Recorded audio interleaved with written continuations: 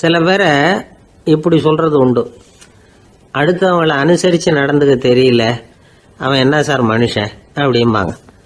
சக மனிதர்களோட எப்படி பழகிறது அப்படின்னு தெரியாததுனாலேயே பல பேர் இன்னைக்கு சங்கடப்பட்டுக்கிட்டு இருக்கிறாங்க. வசதி வாய்ப்பெல்லாம் சரியா இருக்கும், ஆனால் வாழ்க்கை சரியா இருக்காது. இன்னொருத்தர்கிட்ட எப்படி பேசுறது பழகிறதுங்கிறது தெரியாததுனால தான் இந்த அவஸ்தை. சரி, இந்த அவஸ்தை இல்லாமல் வாழறது எப்படி? இதுக்கு அனுபவசாலிகள் சில வழிமுறைகளை சொல்றாங்க. அதெல்லாம் என்னென்னங்கிறத இப்போ தெரிஞ்சுக்குவோம். முதல்ல நம்ம நாக்கு நம்ம கண்ட்ரோலில் இருக்கணும். வார்த்தைகளை கொட்டி விட்டு அதுக்கப்புறம் அள்ள முடியாமல் கிடந்து கஷ்டப்படக்கூடாது. எப்படி பேசுகிறோங்கிறதும் முக்கியம், பேசுகிறப்ப எப்படி முகத்தை வச்சிருக்கிறோங்கிறதும் முக்கியம். அன்பா பேசினாலும் நல்லா இருக்கும். அப்படி பேசுகிறப்ப ஆதரவாக அவர் தோள் மேலே ஒரு கையை போட்டுக்கிட்டு பேசினா இன்னமும் நல்லா இருக்கும். ரெண்டாவது விஷயம், இன்னொருத்தர்கிட்ட பேசுகிறப்ப வாக்குறுதிகளை அள்ளி வீசக்கூடாது. கொடுக்குற வாக்குறுதி குறைச்சலாக இருக்கணும். அப்படி கொடுத்த வாக்குறுதியை கண்டிப்பாக நிறைவேற்றணும். நாம் ஒருத்தரை பாராட்டுறோம் அல்லது அவரை பற்றி அபிப்பிராயம் சொல்கிறோம்னா அது ஆக்கப்பூர்வமாக இருக்கணும். நம்ம பாராட்டு அல்லது விமர்சனம் அடுத்தவருடைய முன்னேற்றத்துக்கு உதவுறது மாதிரி இருக்கணும். நாம் சொல்கிறத கேட்டுட்டு அவன் தலையில் கையை வச்சுட்டு உட்காந்துடக்கூடாது. எப்பவும் உற்சாகமாக இருக்கணும், முகம் மலர்ச்சியாக இருக்கணும். மனுஷன் இருந்தால் வருத்தம், கவலை, ஏமாற்றம் எல்லாம் இருக்க தான் செய்யும். அதெல்லாம் மனசில் இருக்கட்டும். அந்த வருத்தமும் கவலையும் ஏமாற்றமும் சேர்ந்துக்கிட்டு நம்ம முகத்தில் இருக்கிற மலர்ச்சியை மூடி மறைக்கிறதுக்கு நாம் இடம் கொடுத்துடக்கூடாது. எந்த விஷயத்தை பற்றி யாருக்கிட்ட பேசினாலும் வெளிப்படையாக பேசணும், திறந்த மனசோட பேசணும். மூடி மறைச்சி முன்னு மூழ்கிக்கிட்டு இருக்கக்கூடாது. இன்னொருத்தர்கிட்ட பேசுகிறப்போ விவாதம் பண்ணுங்க, அது தப்பு இல்லை. ஆனால் வாதாடிக்கிட்டு இருக்கக்கூடாது. அதாவது என்ன சொல்கிறாங்கன்னா, டிஸ்கஸ் பண்ணலாம், ஆர்கியூ பண்ணக்கூடாதான். நம்மக்கிட்ட இருக்கிற நல்ல குணங்களை நாம் எடுத்து சொல்லிகிட்டு இருக்கக்கூடாது. அந்த நல்ல குணங்களே நம்மளை பற்றி எடுத்து சொல்லணும், அது மாதிரி நடந்துக்கணும். அதே மாதிரி அடுத்தவங்க கிட்ட உள்ள கெட்ட குணங்களை பற்றி அவசியம் இல்லாமல் நாம் பேச வேண்டியதில்லை. உங்களை பற்றி யாராவது தப்பாக பேசுகிறாங்களா, அப்படி அவங்க பேசுகிறதுல உண்மை இல்லையா அப்படின்னா அதை நீங்கள் பொருட்படுத்த வேண்டியதில்லை, விட்டுடலாம். அது தானாக போயிடும். ஒரு 4-5 பேரோட பேசிக்கிட்டு இருந்தீங்கன்னா எல்லாருக்கும் முக்கியத்துவம் கொடுங்க, யாரையும் அலட்சியப்படுத்தாதீங்க. தமாஷா பேசலாம், ஆனால் அவங்க தமாஷ் அடுத்தவங்களை கேலி பண்ணுறதா இருக்கக்கூடாது. நமக்கு கிடைக்க வேண்டியது கிடைக்கலையே அப்படிங்கிற தவிப்பு நம்மகிட்ட இருக்கக்கூடாது, அது தேவையில்லை. உங்கள் செயல்பாடுகள் தெளிவாக இருக்கட்டும், பாராட்டு தானாக அவங்கள தேடிட்டு வரும். இன்னொரு மனுஷனுடைய மனசில் கௌரவமான ஒரு இடத்த பிடிக்கணும்னா நாம் இந்த குணத்தையெல்லாம் நம்மகிட்ட வளர்த்துக்கணும். இதெல்லாம் அனுபவசாலிகள் சொல்லியிருக்கிற குறிப்புகள். இந்த குறிப்புகளை சரியாக புரிஞ்சுக்கணும், அது முக்கியம். தப்பாக புரிஞ்சுக்கிட்டா என்ன ஆகும் தெரியுமா? இதை கேளுங்க. ஒருத்தர் வந்தார், சார் அடுத்தவங்க தோள் மேலே கையை போட்டுக்கிட்டு அன்பாக பேசணும்னு சொன்னீங்க, அப்படிதான் பேசினேன். அவர் முதுக கூட தட்டி கொடுத்தேன், என் வேலை போயிட்டுது சார், வீட்டுக்கு அனுப்பிச்சிட்டாங்க அப்படின்னார். யாருக்கிட்ட அப்படி பேசுனீங்கன்னு கேட்டோம். என் முதலாளிகிட்ட சார் அப்படிங்கிறார் ரொம்ப சோகமா. ஒரு சின்ன பையன் வந்தான், அவனை பார்த்து ஒரு கேள்வி கேட்டோம். ஏன்ப்பா உங்கள் வீட்டில் அம்மா புத்திசாலியா அப்பா புத்திசாலியா அப்படின்னு. அவன் அலட்சியமா நம்மளை பார்த்து சிரிக்கிறான். என்ன சார் இது, இந்த காலத்தில் இது கூட தெரியாமல் இருக்கிறீங்களே அப்படிங்கிறான். ஒரு சின்ன பையன் நம்மளை பார்த்து இப்படி கேட்டு விட்டானே அப்படின்னு நினைக்கிறப்போ நமக்கு ஒரு மாதிரி ஆகிடும். அதுக்கப்புறம்தான் இந்த தாத்தா பாட்டியெல்லாம் சொல்கிற ஒரு கதை ஞாபகத்துக்கு வந்தது. அது என்ன கதை தெரியுமா? ஒரு ஊரில் ஒரு அம்மாவும் பிள்ளையும் இருந்தாங்களாம். அந்த மகனுக்கு திடீர்னு தேசாந்திரம் போய் வரணும்னு ஆசை வந்துட்டுது. ஊராக போய் சுற்றி பார்க்கணுங்கிற ஆசை. அந்த அம்மாவுக்கு இது பிடிக்கல. மகனை பிரிஞ்சு இருக்கிறதுக்கு அவங்க மனசு இடம் கொடுக்கல. வேணாப்பான்னு சொல்லி பார்த்தாங்க, அவன் கேட்கல. திடீர்னு புறப்படவும் செஞ்சுட்டான். சரி, இனிமேல் அவனை தடுக்க முடியாதுன்னு முடிவு பண்ணிக்கிட்டாங்க அந்த அம்மா. இருந்தாலும் புத்திசாலித்தனமாக ஒரு யோசனை பண்ணாங்க. மகனை கிட்டத்தில் கூப்பிட்டாங்க, அவங்ககிட்ட சொன்னாங்க, இதை பாருப்பா, நீ தேசாந்திரம் போகிறதுன்னு தீர்மானம் பண்ணிவிட்ட, அதை நான் தடுக்கலை, போயிட்டு வந்துடும். ஆனால் போகிறதுக்கு முன்னாடி எனக்கு ஒரு வாக்குறுதி கொடுத்துட்டு போ அப்படின்னாங்க. போகிறப்போ ராத்திரியாக இருந்தாலும் பகலாக இருந்தாலும் சரி புளிய மரத்து நிழலில் தான் தங்கணும். திரும்பி வர்றப்போ இரவும் பகலும் நீ வேப்ப மரத்து நிழல்லே தங்கணும் அப்படின்னாங்க. சரி அப்படியே செய்கிறேன்னு சொல்லி வாக்குறுதி கொடுத்தான் பையன். புறப்பட்டு போனான். போகிற வழியில் புளிய மரத்து நிழல்லே தங்கினான், தூங்கினான். அப்படி போய்கிட்டே இருந்தான். 7வது நாள் அவன் உடம்பு சுகமில்லாமல் போயிட்டுது. ரொம்பவும் பலவீனமாயிட்டான். இனிமேல் நடக்க முடியாதுங்கிற நிலைமை வந்துட்டுது. யோசிச்சு பார்த்தான், சரி இதுக்கு மேலே போக வேண்டாம் அப்படின்னு முடிவு பண்ணிட்டு திரும்பி வர ஆரம்பிச்சுட்டான். திரும்பி வர்றப்போ வழியில் வேப்ப மரத்து நிழலையே தங்கி தங்கி வந்தான். நாளுக்கு நாள் உடம்பு சரியாக வந்துட்டுது. 7வது நாள் வீட்டுக்கு வந்து சேர்றான். உடம்பு பழையபடியே கலகலப்பாயிட்டுது. பூரண சுகம். தேசாந்திரம் போன பையன் திரும்பி வந்துட்டானே அப்படின்னு அந்த அம்மா ஆச்சரியப்படலை. ஏன்னா அவங்களுக்கு தெரியும் இப்படி ஆகும்னு. பையன் சீக்கிரமாக திரும்பி வரணுங்கிறதுக்காக தான் அவங்க அந்த யோசனையை சொன்னாங்க. என்ன விஷயங்கிறதையும் அவங்களே சொன்னாங்க. மகனே, புளிய மரத்து நிழல் உடம்புக்கு உஷ்ணத்தை கொடுக்கும், சீக்கம் உண்டாக்கும். அதனால் நீ தொடர்ந்து புளிய மரத்து நிழலில் தங்கினாவே நோய்க்கு ஆளாயிட்ட. அதனால் பயணத்தை முடிச்சுக்கிட்டு திரும்பி வரணுங்கிற முடிவுக்கு வந்துட்ட. திரும்பி வர்றப்போ நீ தங்கினது வேப்ப மரத்து நிழல். அது உடம்புக்கு குளிர்ச்சியை தரக்கூடியது, நோயை தீர்க்கக்கூடியது. அதனால் சுகமாக வீட்டுக்கு சேர்ந்துட்ட. உன்னோட தேசாந்திர பயணத்தை தடுக்கிறதுக்காக தான் இப்படி பண்ணினேன் அப்படின்னாங்களாம் அந்த அம்மா. பார்த்தீங்களா அம்மாவோட புத்திசாலித்தனத்தை? அப்பாவாக இருந்தால் இப்படியா பண்ணுவார்? ஒரு அப்பா பையன்கிட்ட 10 ரூபா கொடுத்து இதை எடுத்துக்கிட்டு அடுத்த ஊருக்கு போய் அங்கே இருக்கிற மாமா கிட்ட இதை கொடுத்துட்டு வாடா, வழியில் எங்கேயாவது மரத்தடியில் படுத்து தூங்கி விடாதே அப்படின்னு எச்சரிக்கை பண்ணி அனுப்புனாராம். பையனுக்கு எச்சரிக்கையாக வாழறது எப்படிங்கிறத கற்றுக் கொடுக்கறதுக்காக இப்படி பண்ணார். அவன் பணத்தை வாங்கிட்டு போனான். அப்பா சொன்னதை மறந்துட்டு ஒரு மரத்தடியில் படுத்து தூங்கிட்டான். அவனுக்கு தெரியாமல் அவன் பின்னாடியே போன அப்பா அவன் கையில் இருந்த அந்த 10 ரூபாயை நைஸாக எடுத்துகிட்டு வந்துட்டார். அவன் பையில் தானே வச்சுருந்தான், அது தெரியாமல் எடுத்துகிட்டு வந்துட்டார். அவன் தூங்கிக்கிட்டு இருக்கான். எடுத்துகிட்டு ஒரு மறுபடியும் வீட்டுக்கு வந்துட்டார். பையன் முழிச்சுக்கிட்டு பையை தடவி பார்க்குறான், பணத்தை காணும். அழுதுகிட்டே திரும்பி வந்தான். அப்பா கிட்ட விஷயத்த சொன்னான். அப்பா சிரிச்சுக்கிட்டே சொன்னார், அதுக்கு தான்ப்பா ஆரம்பத்திலேயே எச்சரிக்கை பண்ணினேன், இனிமேலாவது நீ ஜாக்கிரதையாக இருக்கணும் அப்படிங்கிறதுக்காக தான் இப்படி பண்ணினேன். அந்த பணம் எங்கேயும் போயிடல, நான் தான் அதை உனக்கு தெரியாமல் எடுத்து வச்சிருக்கிறேன். இதோ பாரு அப்படின்னு சொல்லிக்கிட்டு சைடு பாக்கெட்டில் கையை விட்டா அது ஓட்டையாக இருக்குது. அதை எவனோ ஏற்கனவே கத்திரிச்சு எடுத்துகிட்டு போயிட்டான். இப்போ அப்பா முகத்தில் அசடு வழிஞ்சுதான். ஒரு ஆள் இருந்தான், நிறைய பணம் சம்பாதிச்சான். ஆனால் செலவு பண்ண மனசு வரல, கருமி. அவன் என்ன பண்ணா, சேர்த்த பணம் பூராவையும் ஒரு மரத்தடியில் புதைச்சி வச்சுருந்தான். வாரத்துக்கு ஒரு தடவை அந்த மரத்தடிக்கு வருவான். புதைச்ச இடத்த ஆவலோடு பார்த்துக்கிட்டு இருப்பான். அதுக்கப்புறம் போயிடுவான். அவ்வளவுதான். ஒரு நாள் ஒரு திருடன் வந்தான். இவன் புதைச்சி வச்சுருந்ததெல்லாம் எடுத்துகிட்டு போட்டான். இது தெரிஞ்சு போச்சு. அந்த கருமி புலம்ப ஆரம்பிச்சிட்டான். இவன் புலம்பலை கேட்டதும் அக்கம் பக்கத்தில் இருந்தவங்கெல்லாம் ஓடி வந்தாங்க. என்ன விஷயம்னு விசாரித்தாங்க. இவன் சொன்னான். ஒரு பெரியவர் கேட்டார், ஏப்பா வாரம் இந்த இடத்த பார்க்கறதாக சொன்னியே, எப்போவாவது இதில் இருக்கிற பணத்தை எடுத்து செலவு பண்ணியிருக்கியா அப்படின்னு கேட்டார். நான் அப்பப்போ அதை பார்க்கறது தான் வழக்கம், அதை தொட்டதே இல்லைன்னு அவன்.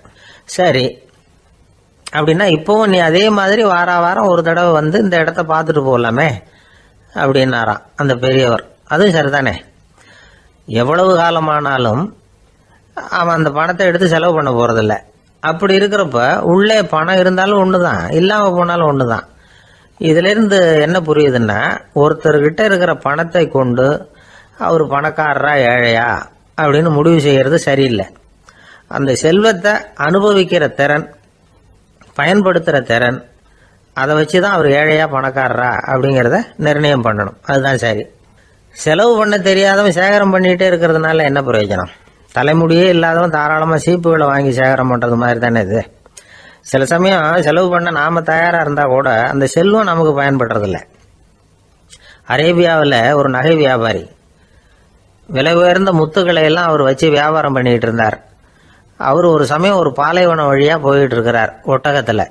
அப்போ திடீர்னு கடுமையான புயல் வீச ஆரம்பிச்சுட்டுது. திசை தவறி இவர் எங்கேயோ வந்துட்டார். கூட வந்தவங்களையும் காணலை, எங்கே போனாங்களோ தெரியல. இவர் ரொம்ப பயந்து போய் அங்கேயும் எங்கேயுமா அலைஞ்சு தெரிகிறார். வழியே தெரியல. பசி கடுமையாயிட்டுது. ஒட்டகத்து முதுகில் ஒரு மூட்டை இருந்தது. அதை பிரித்து பார்த்தார். உள்ளே ஏதாவது இருக்கான்னு தேடி பார்க்குறார். அது வரைக்கும் கண்ணில் தட்டுப்படாத அபூர்வமான ஒரு பை கண்ணில் பட்டுது. ஆஹா, அதில் ஏதாவது சாப்பிட்றதுக்கு இருக்கும் அப்படின்னு நினச்சி ஆவலாக அதை பிரித்து பார்க்குறார். அந்த பையில் விலை உயர்ந்த முத்துக்கள் நிறைய இருந்துதான். அப்போ தான் அவர் நினச்சாராம், விலை உயர்ந்த முத்துக்கள் கூட சாப்பிட்றதுக்கு உணவாக முடியாது அப்படிங்கிறத புரிஞ்சுக்கிட்டாராம். எந்த நேரத்தில் எது நமக்கு தேவையோ அது நமக்கு தாராளமாக கிடைக்கணும். அப்படி அது கிடைக்கிறதுக்கு நம்மக்கிட்ட இருக்கிற செல்வம் பயன்படணும். அது நமக்கும் பயன்படலாம், நம்ம மூலமா அடுத்தவங்களுக்கும் பயன்படலாம். அதுதான் செல்வத்தின் பயன். ஒரு மரத்தடியில் ஒருத்தன் உட்காந்து அழுதுகிட்டு இருந்தான். அந்த பக்கமாக வந்த இன்னொருத்தன் ஏப்பா அழுதுகிட்டு இருக்கிறேன்னு கேட்டான். இந்த இடத்துல தான் பூமிக்கு அடியில் பணம் இருக்குது, புதைச்ச இடம் தெரியல, அதான் அழறேன் அப்படின்னா. நல்லா ஞாபகப்படுத்தி பாரு, எந்த இடத்துல புதைச்ச அப்படின்னு கேட்டான் இவன். அது எப்படி எனக்கு தெரியும், புதைச்சி வச்சிருக்கிறவன் நான் இல்லையே, எங்கள் எழுத்து வீட்டுக்காரன் அப்படின்னானா இவன். ஒரு பல்கலைக்கழகம், அங்கே ஒரு இலக்கிய பேராசிரியர், அவர் பாடம் நடத்திக்கிட்டு இருந்தார். ராபர்ட் ப்ரௌனிங் எழுதிய கவிதைகளை பற்றி சொல்லிகிட்டு இருக்கிறார். மாணவர்களும் ரொம்ப அக்கறையாக அதை கேட்டுக்கிட்டு இருக்கிறாங்க. ஒரு குறிப்பிட்ட கவிதையை பற்றி சொல்லும் பொழுது அந்த பேராசிரியருக்கே ஒரு சந்தேகம். அதாவது அந்த கவிதையின் சரியான அர்த்தம் என்னங்கிறதுல சந்தேகம். பேராசிரியர் யோசனை பண்ணார். அந்த கவிதையை முழுசாக புரிஞ்சிக்க முடியல.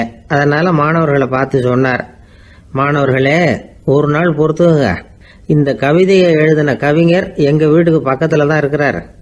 இன்னைக்கு சாயந்தரம் நான் அவரை நேரிலேயே போய் பார்க்குறேன், பார்த்து இதுக்கு என்னங்க அர்த்தம்னு கேட்டுட்டு வந்துடுறேன், அதுக்கப்புறம் உங்ககிட்ட சொல்கிறேன் அப்படின்னாராம். அன்னைக்கு சாயந்தரமே அந்த பேராசிரியர் கவிஞரை தேடிக்கிட்டு போயிட்டார். கவிஞர் அவங்க வீட்டில் அவர் பாட்டு உட்காந்துருந்தாராம். இவர் போய் அவர் முன்னாடி உட்காந்தார். அப்புறம் கேட்டார், ஐயா, அந்த கவிதையின் முழு பொருள் என்னன்னு தெரிஞ்சுட்டு போகிறதுக்காக வந்திருக்கிறேன் அப்படின்னாராம். எந்த கவிதை அப்படின்னாராம் அவர். இவர் அந்த கவிதையை சொல்லியிருக்கார். கவிஞர் கொஞ்சம் யோசனை பண்ணிவிட்டு அப்புறம் சொன்னாராம், பேராசிரியரே, நீங்கள் கொஞ்சம் தாமதமாக வந்துட்டீங்கன்னாராம். இவருக்கு ஒன்றும் புரியல. நீங்கள் என்ன சொல்கிறீங்க, நான் தாமதமாக வந்துட்டேன்னா? நீங்கள் தான் உயிரோடு இருக்கிறீங்களே, அப்படி இருக்கும்பொழுது நான் தாமதமாக வந்துட்டேன்னா அது எப்படி அப்படின்னு இவர் குழம்பி இருக்கிறார். இப்போ கவிஞர் சொன்னாராம், ஐயா, நான் உயிரோடு இருக்கிறேன்னா இல்லையாங்கிறது முக்கியம் இல்லை. நான் அந்த கவிதை வரிகளை எழுதினப்போ 2 பேருக்கு அதோட அர்த்தம் தெரிஞ்சிருந்தது. இப்போ ஒரே ஒருத்தருக்கு தான் அதோட அர்த்தம் தெரியும் அப்படின்னாராம். பேராசிரியர் யோசனை பண்ணியிருக்கார். அப்படின்னா அந்த ஒருத்தர் கவிஞர் ராபர்ட் ப்ரௌனிங்கை தவிர வேற யாரா இருக்க முடியும்? இவர் தான் அப்படிங்கிறத அவர் மனசில் நினச்சிக்கிட்டார். அதனால சொன்னார், ஐயா, நான் தாமதமாக வரல, அந்த கவிதையின் பொருள் என்ன அது சொல்லுங்கன்னார். பேராசிரியரே, நான் சொல்றது உங்களுக்கு புரியலன்னு நினைக்கிறேன். நான் இந்த வரிகளை எழுதினப்போ 2 பேருக்கு அதோட அர்த்தம் தெரிஞ்சிருந்தது. அந்த 2 பேர் யாருன்னா, ஒருத்தர் ராபர்ட் ப்ரௌனிங், அதாவது நான், இன்னொருத்தர் கடவுள். இப்போ அது கடவுளுக்கு மட்டும்தான் தெரியும். நானே இதை பற்றி பல தடவை யோசனை பண்ணி பார்த்தேன். இது ரொம்ப அழகானது, ஆனாலும் ரொம்ப வழுக்கலானது. அதை பிடிச்சிட்டோம்னு நினச்சிட்டு இருக்கும் பொழுதே காற்று மாதிரி அது உங்ககிட்ட இருந்து ஓடி போயிடுது. எனக்கு ரொம்பவும் வருத்தமாக தான் இருக்குது. நிச்சயமாக நான் தான் இந்த வரிகளை எழுதியிருக்கிறேன். அதில் அர்த்தம் இருக்குங்கிறது எனக்கு தெரியும், அதை நான் உணர்றேன். ஆனால் நீங்கள் என்னை மன்னிக்கணும், எனக்கே கூட அதை என்னால் விளக்க முடியல. அப்படி இருக்கும் பொழுது உங்களுக்கு எப்படி அதை நான் விளக்க முடியும் அப்படின்னாரா அந்த கவிஞர். அனுபவிக்கப்படக்கூடிய எல்லாமே விளக்கப்படக்கூடிய ஒன்றல்ல, விளக்கப்படும் எல்லாமே அனுபவிக்கப்படக்கூடிய ஒன்றல்ல அப்படிங்கிறது ஞானிகளுடைய கருத்து. அதுக்காக தான் அந்த சம்பவம். வாழ்க்கையில் நீங்கள் தொடர்ந்து ஆய்வு செய்து கொண்டே இருக்கக்கூடிய விளக்கங்களை ஒருபோதும் அடைய முடியாத பரிமாணங்கள் இருக்கிறதுனால தான் அது அலுப்பு தட்டாமல் இருக்குது. உங்களால் நிறைய அனுபவிக்க முடியும், இருந்தாலும் நீங்கள் அனுபவித்து அறிந்த விஷயங்கள் கூட வார்த்தைகளால் விளக்கப்பட முடிவதில்லை அப்படிங்கிறது பெரியோர் சிந்தனை. இதெல்லாம் ஒரு பக்கம் இருக்கட்டும். நமக்கு தெரிஞ்ச பேராசிரியர் ஒருத்தர் 1 மணி நேரம் ரொம்ப விவரமாக வகுப்பு எடுத்தார். கடைசியாக சொன்னார், மாணவர்களே, ரொம்பவும் எளிமையாக விளக்கமாக எல்லா விவரமும் சொல்லியிருக்கிறேன். அதனால் இதில் உங்களுக்கு சந்தேகம் வர்றதுக்கு வாய்ப்பே இல்லை. இருந்தாலும் கேட்க வேண்டிய கடமை கேட்குறேன்.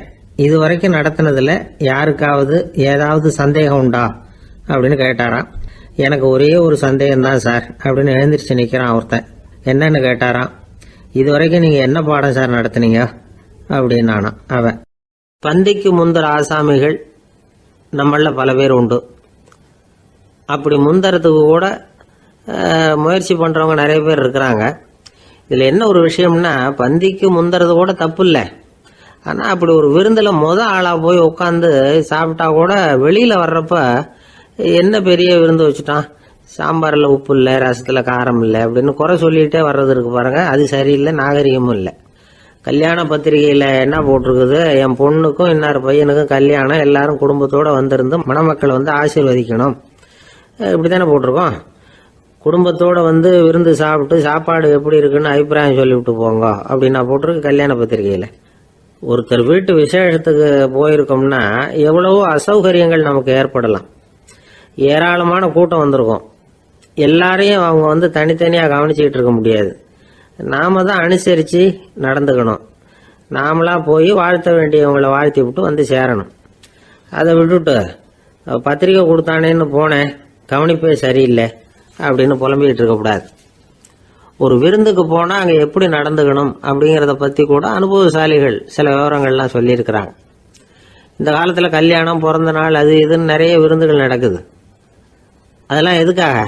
மனித உறவுகளை வளர்த்துக்கிறதுக்காக தான், வேற எதுக்கு? ஒரு விருந்துக்கு போனால் அமைதியாக பொறுமையாக போய் உட்காரணும். அடித்து பிடிச்சிக்கிட்டு இடத்த பிடிக்க போகிறேன் அப்படின்னு நிற்கக்கூடாது. முதல் பந்தி நடந்துக்கிட்டு இருந்தால் அது முடிஞ்சு இலை எடுத்து சுத்தம் பண்ணதுக்கு அப்புறம் போய் உட்கார்றது தான் நாகரீகம். இலை எடுக்கிறதுக்கு முன்னாடியே அங்கே போய் உட்காந்தா நல்லா இருக்காது. நீங்கள் சாப்பிட்டுட்டு உட்காந்துருக்கீங்களா, சாப்பிட்றதுக்கு உட்காந்துருக்கீங்களா, பார்க்குறவங்களுக்கு சந்தேகம் வந்துடும். அதே மாதிரி இலையில எல்லா ஐட்டமும் பரிமாறினதுக்கு அப்புறம் சாப்பிட ஆரம்பிக்கணும். ஒவ்வொரு ஐட்டமாக வைக்க வைக்க நாம் பாட்டுக்கு எடுத்து உள்ளே தள்ளிகிட்டே இருந்தோம்னா எதை வச்சோம் எதை வைக்கலன்னு பரிமாறினவரே குழம்பி போயிடுவார். ஏன்னா எப்போ பார்த்தாலும் இலை காலியாகவே இருக்கும். சாப்பிட்றப்போ உங்கள் சாப்பாட்டையே நீங்கள் கவனிக்கணும். அடுத்தவங்க இலையில என்ன இருக்குது, பக்கத்தில் இருக்கிறவர் எதை அதிகமாக சாப்பிட்றார், இதெல்லாம் நமக்கு என்னத்துக்கு? எல்லாரும் சாப்பிட்டு முடிக்கிற வரைக்கும் பொறுமையாக இருக்கிறது தான் நல்லது. நீங்கள் மட்டும் திடீர்னு பாதியில் எழுந்திரிச்சு பக்கத்தில் இருக்கிறவங்களுக்கு சங்கடமாக இருக்குமேங்கிறதெல்லாம் யோசிக்காமல் நீங்கள் பாட்டு எழுந்திரிச்சு போகக்கூடாது. பக்கத்தில் உள்ளவங்க உங்களை எழுந்திரிக்க சொன்னால் எழுந்திரிச்சு போகலாம். விருந்துகளில் சாப்பாட்டை வீணாக்கிறதே ஒரு நாகரிகமாக போட்டுது. இந்த காலத்தில் சாப்பாட்டுக்கே கஷ்டப்பட்டுக்கிட்டு பல பேர் இந்த உலகத்தில் இருக்கிறப்போ சாப்பாட்டை வீணாக்கிறது எவ்வளோ பெரிய மோசங்கிறத நினச்சி பார்க்கணும். வேணுங்கிற அளவுக்கு கேட்டு வாங்கி சாப்பிட்றது தான் முறை. விருந்தில் இந்த பஃபே அப்படின்னு சொல்லி ஒரு முறை சொல்கிறாங்கல்ல, அதாவது உணவு வகைகளையெல்லாம் பொதுவாக ஒரு இடத்துல வச்சுடுறது, நமக்கு தேவையானதை நாமே எடுத்து ஒரு தட்டில் போட்டுக்கிட்டு சாப்பிட வேண்டியது. இதில் கூட சில பேர் தேவைக்கு அதிகமாக எடுத்து போட்டுக்கிட்டு வீணாக்குறாங்க. சில சமயம் கடைசியாக சாப்பிட போகிறவங்களுக்கு எல்லா ஐட்டமும் கிடைக்காம போகலாம். அதை போய் பெருசு பண்ணிகிட்டு இருக்கக்கூடாது. என்ன சார் இந்த அளவுக்கு கூடவா நாகரிகம் தெரியாமல் இருக்கிறோம், இதை போய் பெருசாக சொல்ல வந்துட்டீங்களே அப்படின்னு நினைக்கலாம். ஒருத்தர் 2 பேருக்கு இந்த விவரம் தேவைப்படலாம். அவங்க காதலையும் இது விழட்டுமேங்கிறதுக்காக தான் இது. ஒரு பெரிய கல்யாண விருந்து நடந்துக்கிட்டு இருந்தது. விருந்து மண்டபத்து வாசலில் ஒருத்தர் நின்றுக்கிட்டு வர்றவங்களையெல்லாம் ரொம்ப மரியாதையாக வணங்கி உள்ளே அனுப்பி வச்சுக்கிட்டு இருந்தார். எப்படி தெரியுமா? வர்றவங்க கையெல்லாம் பிடிச்சி முத்தம் கொடுத்து அதுக்கப்புறம் உள்ளே அனுப்பி வச்சுக்கிட்டு இருந்தாராம். கூட்டம்லாம் முடிஞ்சதுக்கப்புறம் அவர்கிட்ட போய் கேட்டிருக்கிறாங்க, சார் நானும் எவ்வளவோ விருந்துகளுக்கு போயிருக்கிறேன், இருந்தாலும் இவ்வளவு மரியாதையாக வர்றவங்க கைக்கெல்லாம் முத்தம் கொடுத்து வரவேற்கிறத இங்கே தான் பார்க்குறேன் அப்படின்னு சொன்னாங்க. அதுக்கு அவர் சொன்னார், அட போங்க சார், நான் முத்தம் கொடுக்கல, முந்தின பந்திக்கு சாப்பிட்டவங்களே அடுத்த பந்திக்கும் வர்றாங்களான்னு மோந்து பார்த்து அனுப்பி வச்சுக்கிட்டு இருந்தேன் அப்படின்னார். ஒருத்தன் எப்படி நடந்துக்கிறாங்கிறத வச்சு தான் அந்த ஆள் எப்படிங்கிறத நாம் முடிவு பண்ணுறோம். ஆளுமைன்னு சொல்கிறோம்ல, அதுக்கு சூழ்நிலைகளை ஆளுகின்ற தன்மை அப்படின்னு விளக்கம் கொடுக்குறார் ஒரு உளவியல் நிபுணர். சரி, ஒரு மனிதனுடைய ஆளுமையை உருவாக்குகிற விஷயங்கள் என்னென்ன? பிறப்பு, வளர்க்கப்பட்ட விதம், படிப்பு, நண்பர்கள், சமுதாயம், இப்படி நிறைய உண்டு. ஆளுமையின் அடிப்படையில் சில மனநோய்கள் உண்டாகுது. அதெல்லாம் என்னென்னங்கிறத தெரிஞ்சு வச்சுக்கிட்டோம்னா நம்ம கூட இருக்கிறவங்கள அடையாளம் கண்டுபிடிக்கிறதுக்கு அது ரொம்ப உபயோகமாக இருக்கும். ஃப்ரெனாய்டு ஆளுமை அப்படின்னு ஒன்று. இந்த கோளாறு உள்ளவங்க எப்படி இருப்பாங்க தெரியுமா? அதிக உணர்ச்சி, சந்தேகம், பொறாமை இதெல்லாம் அதிகமாக இருக்கும். வளைஞ்சு கொடுக்க மாட்டாங்க. அடுத்தவங்களோட இணக்கமான உறவு இருக்காது. அவங்க செய்கிற தப்புக்கெல்லாம் அடுத்தவங்களை குறை சொல்லிகிட்டு இருப்பாங்க. இது ஒரு ரகம். அடுத்தது ஸ்கிசாய்டு ஆளுமை அப்படின்னு சொல்கிறாங்க. இந்த கோளாறு உள்ளவங்க அடுத்தவங்களோட பழக கூச்சப்படுவாங்க. சின்ன வயசுலேயே இது ஆரம்பமாயிடுது. பகல் கனவுலேயே சஞ்சரிப்பாங்க. அவங்களுடைய விரோதம், கோபம் இதை கூட வெளியில் காட்டிக்க முடியாமல் இருப்பாங்க. இவங்களுக்கு அகமுகம், பிரச்சனைகள்லேருந்து ஒதுங்கி எதுலேயும் ஈடுபாடு இல்லாதவங்களாக இருப்பாங்க. இப்படி ஒரு ரகம். அடுத்தது சைக்ளோதமிக் ஆளுமை அப்படின்னு சொல்கிறாங்க. அது என்னென்னா உணர்ச்சிகளில் ஏற்றத்தாழ்வு அதிகமாக இருக்குமா. சில சமயம் பார்த்தா மகிழ்ச்சியாக இருப்பாங்க, சில சமயம் சோகமாக உட்காந்துருப்பாங்க. அவங்க மனநிலைக்கு தகுந்த மாதிரி சமூக நிகழ்ச்சிகளில் பங்கெடுத்துக்குவாங்க. இன்னொரு வகை என்னென்னா எண்ணப்பீடிகை ஆளுமை அப்படின்னு பேர் வச்சிருக்கிறாங்க. அதுக்கு இவங்களுக்கெல்லாம் கரெக்டாக இருக்கணும், எல்லாம் சட்டத்திட்டம் இதுலேயும் ஒரு ஒழுங்குமுறை, இப்படி எதிர்பார்க்குற மனோபாவம். இவங்க எதிர்பார்ப்புக்கும் அரண்முறைக்கும் மற்றவங்க கட்டுப்படணும்னு நினைப்பாங்க. இந்த நிலைமை நீடிச்சா என்ன ஆகும் தெரியுமா? அலைக்கழிக்கிற எண்ணங்கள் திரும்ப திரும்ப ஒரே செயலை செய்ய தூண்டுற மன தளர்ச்சிக்கு ஆளாயிடுறாங்க. அடுத்தது ஹிஸ்டீரியா ஆளுமை. சின்ன விஷயத்தையெல்லாம் பெருசுபடுத்தி நாடகமாக்குற நடிகர்கள் இவங்க. உணர்ச்சி அதிகம் உள்ளவங்க. இவங்க மன எழுச்சியில் பக்குவமின்மை, குழந்தைத்தனம், முதிர்ச்சியின்மை எல்லாம் இருக்கும். தன்னலம் மிக்க குணம். பிறர் தன்னை மட்டுமே கவனிக்கணும்னு நினச்சி செயல்படுறது, இதெல்லாம் இவங்க அடையாளம். அடுத்த ரகம் எப்படின்னா வளர்ச்சியற்ற ஆளுமைன்னு சொல்கிறாங்க. அடுத்தவங்களோட இணங்கி போக முடியாதவங்க, அறிவு, மன எழுச்சி, சமூக உறவு இதில் எல்லாம் போதுமான வளர்ச்சியையும் நிறைவையும் பெற முடியாதவங்க. இவங்களால வாழ்க்கையில் முன்னேற முடியாது. பிச்சைக்காரங்க, குற்றவாளிகள் இவங்ககிட்டெல்லாம் இது மாதிரியான ஆளுமை அதிகமாக இருக்குமா. அடுத்தது என்னென்னா சோர்வு உடைய ஆளுமை. எதுலேயும் உற்சாகம் இல்லாமல் சோர்ந்து போயிருப்பாங்க. அதுக்கெல்லாம் நமக்கு வலிமை இல்லைப்பா அப்படின்னு சொல்லிட்டு இருப்பாங்க. சின்ன விஷயங்களுக்கெல்லாம் அதிர்ச்சி அடையிறது, வாழ்வின் சுவையை அனுபவிக்க முடியாதவங்க. இன்னொரு ரகம் இது கொதித்தெழும் ஆளுமைங்கிறாங்க. எதுக்கு எடுத்தாலும் ஆத்திரம், குரோதம், வன் செயல் இதுலெல்லாம் ஈடுபாடு இப்படி உள்ளவங்க. நத்தை வகை ஆளுமை அப்படின்னு ஒன்று. அடுத்தவங்க மேலே விரோதம் இருக்கும், அடிக்கணுங்கிற எண்ணம் இருக்கும். ஆனால் அதை அப்படியே வெளியில் காட்டாமல் அதே சமயம் அமைதியான முறையில் வெறுப்பை வெளிக்காட்டுற ரகம். இவங்கெல்லாம் பேசாமல் கம்முன்னு இருந்துக்கிட்டே நினைச்சதை நிறைவேற்றிடுவாங்க. முன்ஜாக்கிரதை ஆளுமை அப்படின்னு ஒரு ரகமா. பாதுகாப்பின்மை, சந்தேகம், முழுமையின்மை, அறவேக்காட்டுத்தனம் இந்த மனப்போக்கு அதிகமாக இருக்கிறதுனால அகம்பாவம், புடிவாதம், எச்சரிக்கை எல்லாம் அளவுக்கு மீறி இருக்கும். இதுவரைக்கும் நாம் பேசிக்கிட்டு இருந்த ஆளுமை பண்புகள் அளவுக்கு அதிகமாக போயிட்டுதுன்னா ஆளுமை கோளாறுகள் ஏற்படும். அதன் அடிப்படையில் மனவியாதிகள் வருமா. அதனால் இணக்கமான எல்லாரும் விரும்புகிற இயல்பான ஆளுமையை பெறுவதற்கு நாம் முயற்சி செய்யணும் அப்படிங்கிறது மனோதத்துவ நிபுணர்களுடைய ஆலோசனை. ஒருத்தர் ஒரு மனோதத்துவ டாக்டரை தேடிட்டு வந்தாராம். டாக்டர், எனக்கு மனசில் ஏதோ வியாதி, ஆளுமை கோளாறு, அதாவது எனக்கு சீக்கிரமாக செத்து போனால் தேவையில்லைன்னு தோணுது அப்படின்னாராம். உடனே அந்த டாக்டர், சரி அப்படின்னா இங்கே இருங்க, நான் வைத்தியம் பார்க்குறேன் அப்படின்னாராம். ஒருத்தர் முகத்தை தொங்க போட்டுக்கிட்டு ஒரு மாதிரியாக வந்தார். என்ன விஷயம்னு விசாரித்தேன். என்னுடைய நண்பன் ஒருத்தங்கிட்ட கருத்து வேறுபாடு, இனிமேல் நமக்குள்ளே எந்த சம்மந்தமும் வேணாம்னு நட்பை முறிச்சிட்டு வந்துட்டேன்னா. நண்பர்கள்னு இருந்தால் கருத்து வேறுபாடு வரத்தான் செய்யும்னு. கருத்து வேறுபாடு வராமல் இருக்கிறதுக்கு ஏதாவது வழி உண்டா அப்படின்னு கேட்டாங்க. அதை பற்றி நிபுணர்கள் சில யோசனைகளை சொல்லியிருக்கிறாங்கன்னு. முதல் விஷயம் என்னென்னா, உங்கள் நண்பனுக்கு ஒரு செய்தி சொல்லணும்னா அதை நீங்களே நேரடியாக சொல்லுங்கள், அல்லது உங்கள் கைப்பட கடிதம் எழுதுங்க. அதாவது நேரடி தொடர்பு முக்கியம். அதை விட்டுட்டு இன்னொருத்தர் மூலமாக நண்பர்களுக்கு செய்தி அனுப்புனா நீங்கள் சொல்கிற செய்தி அப்படியே போய் சேராது, அது சேதமாயிடும். கூட்டி குறைச்சி சொல்லிவிடுவாங்க, அது குழப்பத்தில் கொண்டாந்து விட்டுரும். இது ஒரு யோசனை. ரெண்டாவது யோசனை என்னென்னா, நீங்கள் ஒரு நல்ல காரியத்தை செய்யும் பொழுது உங்கள் நண்பரையும் சேர்த்துக்குங்க, அவருக்கும் அதில் ஒரு ஈடுபாட்டை உருவாக்குங்க. மூணாவது யோசனை, நம்ம பக்கத்தில் இருக்கிற நண்பர் மகிழ்ச்சி அடைகிற மாதிரி ஏதாவது செய்யணும். சின்ன சின்ன செயல்களாக இருந்தாலும் பரவாயில்ல, அவர் நமக்கு எதுவும் செய்யலையே, நாம் எதுக்கு செய்யணும் அப்படின்னு நினச்சிக்கிட்டு இருக்கக்கூடாது. நாலாவது யோசனை என்னென்னா, உங்களுக்கு ஒரு பிரச்சனையா அல்லது உங்கள் நண்பருக்கு ஒரு பிரச்சனையா, எதுவாக இருந்தாலும் 2 பேரும் சேர்ந்து உட்காந்து ஆலோசனை பண்ணுங்கள். நம்ம யோசனையும் கேட்கப்படுதே அப்படிங்கிற நினைப்பே அவருக்கு ஒரு மன நிறைவை உண்டாக்குமா. 5வது யோசனை, உங்கள் நண்பர் ஏதோ ஒரு காரியத்தை செய்கிறார், நீங்கள் உடனே அவசரப்பட்டு நீ செய்கிறது தப்புன்னு தீர்ப்பு சொல்லக்கூடாது. அவர் அதை செய்யறதுக்கான நியாயங்கள் எவ்வளோ இருக்கும், அதை புரிஞ்சுக்கிறதுக்கு முயற்சி பண்ணணும். 6வது யோசனை, உங்கள் நண்பர் என்ன சொன்னாலும் அதை பொறுமையாக கேளுங்க.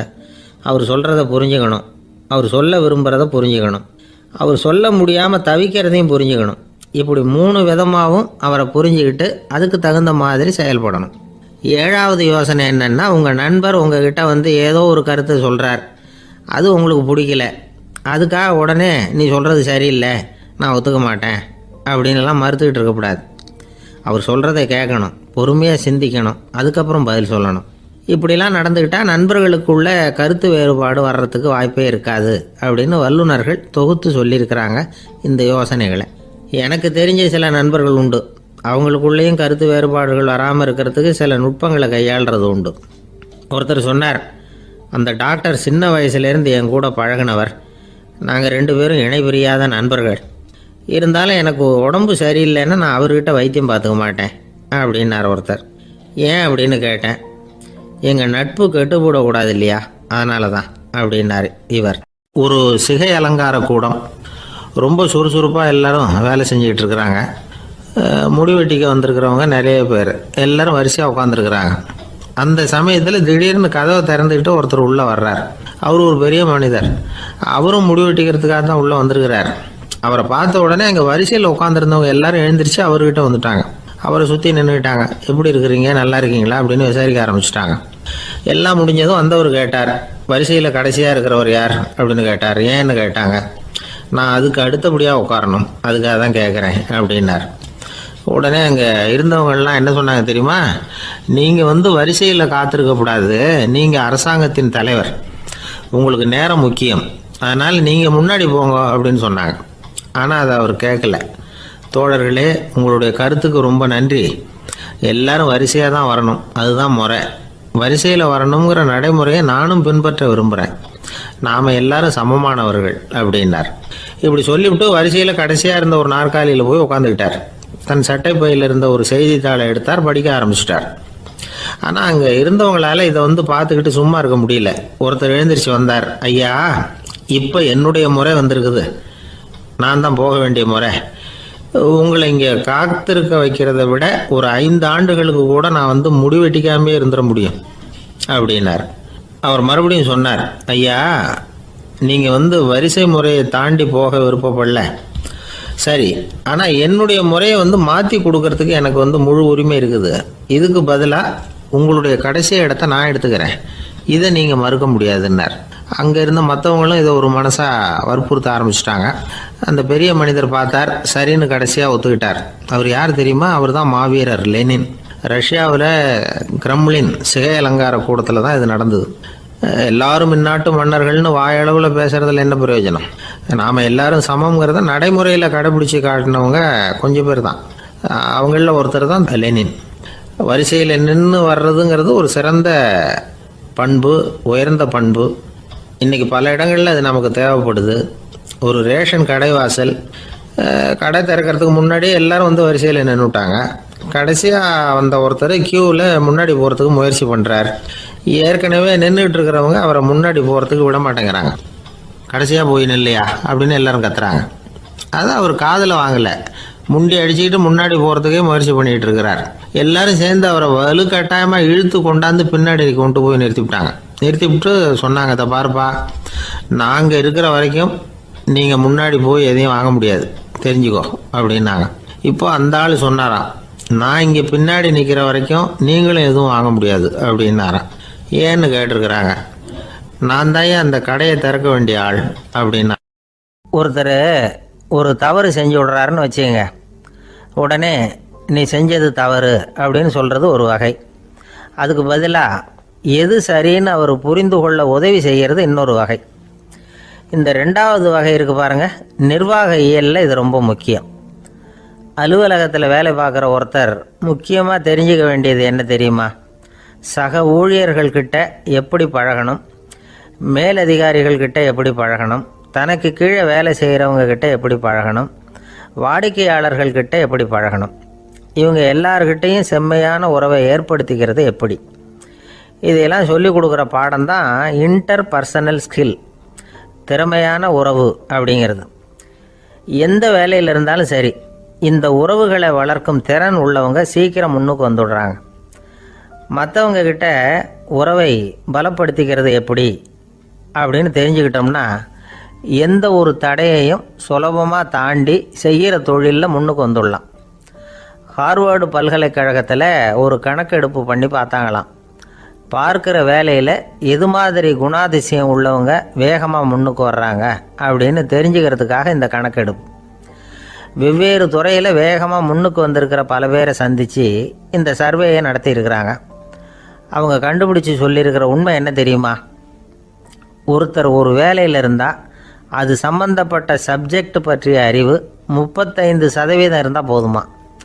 ஆனால் உறவுகளை வளர்க்கக்கூடிய திறன், இன்டர் பர்சனல் ஸ்கில்லு 65% வேணும். இப்படி உள்ளவங்க சீக்கிரம் முன்னுக்கு வந்துடுறாங்களாம். அதனால் ஒருத்தருக்கு வேலை சரியாக புரியலைன்னா கூட விவரமாக மற்றவங்கக்கிட்ட பழகிறது எப்படின்னு புரிஞ்சால் போதும், அவர் முன்னுக்கு வந்துடலாம். அலுவலகங்களில் மட்டும் இல்லை, எல்லா இடங்கள்லேயும் இது ரொம்ப முக்கியம். வீட்டுக்குள்ளேயும் இது ரொம்ப முக்கியம், வீட்டுக்கு வெளியேயும் இது முக்கியம். அடுத்தவங்க கிட்ட பழகிறது எப்படிங்கிறத தெரிஞ்சுக்காதவன் வாழ்க்கையில் முன்னேற முடியாது. இன்னைக்கு ஆயுதங்களால் காயப்படுத்தி கொள்ளுகிறவர்களை விட வார்த்தைகளால் காயப்படுத்தி கொள்ளுகிறவர்கள் தான் அதிகம். பெரியவங்க என்ன சொல்கிறாங்க தெரியுமா? நீங்கள் இந்த பூமியில் பிறந்ததன் அர்த்தம் பூர்த்தி ஆகணும்னா அடுத்தவங்களுக்கு உதவி பண்ணுங்க.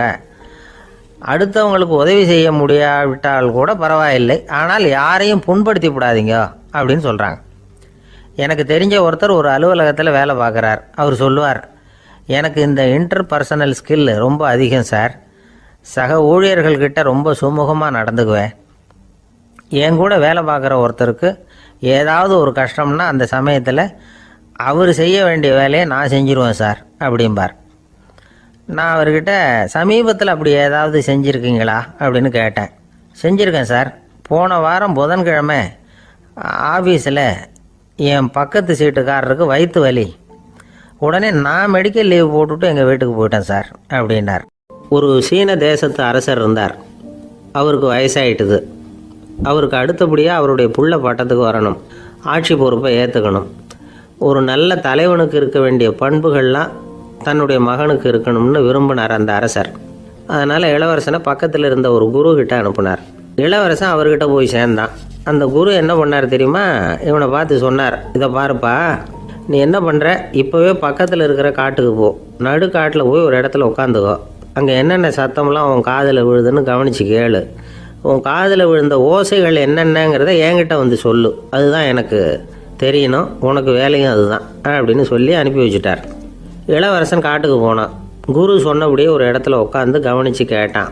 அதுக்கப்புறம் குருக்கிட்ட திரும்பி வந்தான். என்னென்ன சத்தம்லாம் கேட்ட அப்படின்னு கேட்டார் குரு. குருவே, காட்டில் நான் பறவைகள் சத்தம்லாம் கேட்டேன், மிருகங்களின் ஓசையையும் கேட்டேன், இதை தவிர இடி மின்னல் மழை இதுகளோட சத்தத்தையும் கேட்டேன் அப்படின்னா. குரு யோசனை பண்ணார், நீ இன்னமும் சரியாக கேட்கல, அதனால் மறுபடியும் காட்டுக்கு போ, கொஞ்ச நாள் தங்கியிருந்து கேட்டுட்டு வா அப்படின்னார். இளவரசனுக்கு ஒன்றும் புரியல. இருந்தாலும் குருவின் கட்டளையாச்சே, மறுக்க முடியுமா? உடனே அவன் மறுபடியும் காட்டுக்கு போனான். ஒரு இடத்துல உட்காந்தான். கொஞ்ச நேரம் உன்னிப்பாக கவனித்து கேட்டான். சில நாள் கழித்து குருக்கிட்ட திரும்பி வந்தான். குருவே, இந்த தடவை சில துல்லியமான சத்தங்களை எல்லாம் கேட்டேன். தேனீ பறக்கிற சத்தம், நீரோடையின் மெல்லிய ஓசை, இதெல்லாம் கேட்டேன்னா.